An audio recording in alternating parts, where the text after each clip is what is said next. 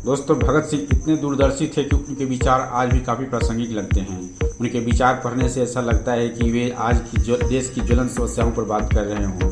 खासतौर पर युवाओं के लिए तो उनके विचार काफ़ी प्रेरणादायक हैं। भगत सिंह के ये हैं कुछ विचार।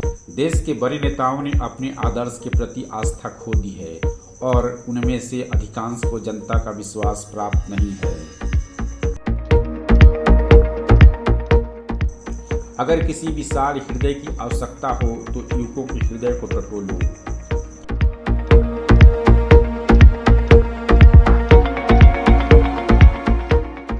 नौजवानों जागो उठो, हम काफी देर सो चुके।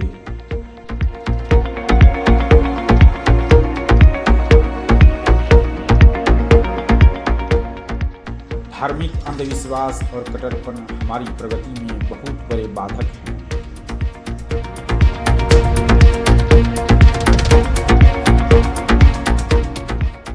जो चीज आजाद विचारों को बर्दाश्त नहीं कर सकती उसे समाप्त हो जाना चाहिए।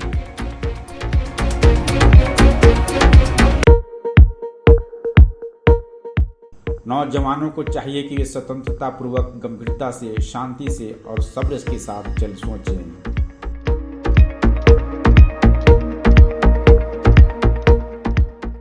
अपनी शक्ति को पहचानो, अपने ऊपर भरोसा करो, सफलता आपकी है।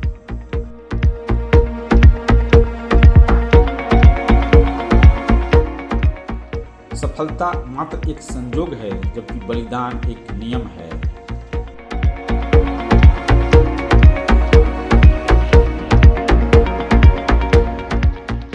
हमारी असली लड़ाई स्वयं अपनी अयोग्यताओं के खिलाफ है।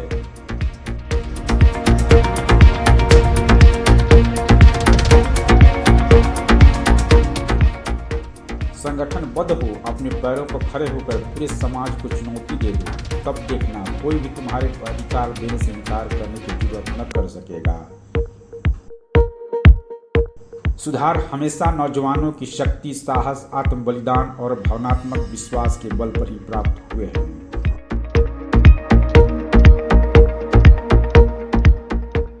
सच्चा युवक तो बिना झिझक के मृत्यु का आलिंगन करता है, चौकी संगीनों के सामने छाती खोलकर डट जाता है, तोप के मुंह पर बैठकर भी मुस्कुराता ही रहता है।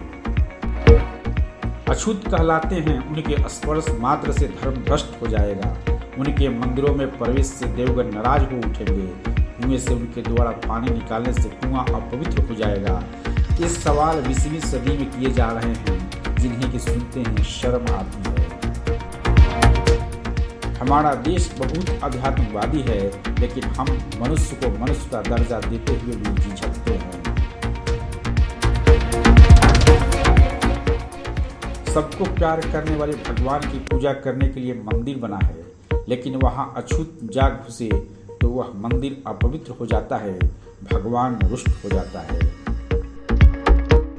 सब इंसान समान हैं तथा न तो वे जन्म से कोई भिन्न पैदा हुआ और न कार्य विभाजन से। उठो अछूत कहलाने वाली असली जनसेवकों तथा भाइयों, उठो, अपना इतिहास देखो।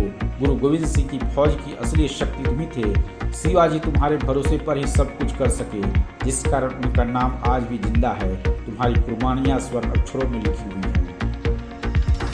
युवा अवस्था में मनुष्य के लिए केवल 2 ही मार्ग हैं। वह चढ़ सकता है उन्नति के सर्वोच्च शिखर पर, वह गिर सकता है अधःपात के अंधेरे खंदक में। अपनी उपजाऊ भूमि तथा खानों के बावजूद आज भारत सबसे गरीब देशों में से एक है।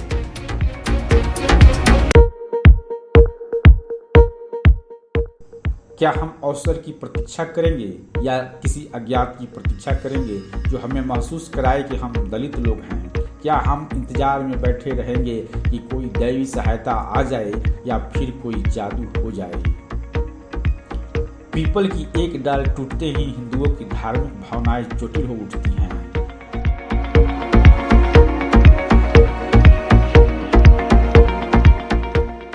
भूतों को तोड़ने वाले मुसलमानों के ताजिए नामक कागज के भूत का कोना फटते ही अल्लाह का प्रकोप जाग उठता है। भारत में भूख और बीमारी की समस्या को खैरात के माध्यम से हल नहीं किया जा सकता।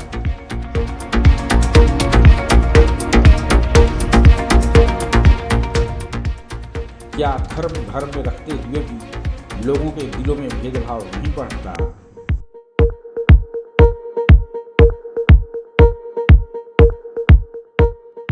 ईश्वर ही सर्वशक्तिमान है, मनुष्य कुछ भी नहीं, मिट्टी का पुतला है, बच्चे को हमेशा के लिए कमजोर बनाना है।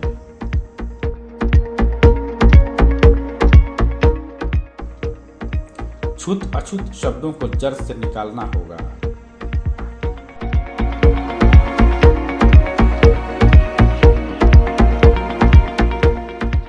पता नहीं कि यह धार्मिक दंगे भारतवर्ष का पीछा कब छोड़ेंगे।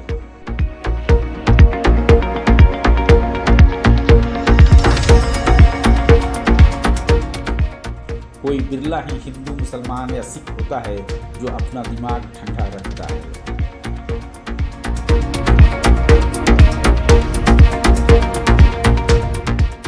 दंगों के पीछे सांप्रदायिक नेताओं और अखबारों का हाथ है।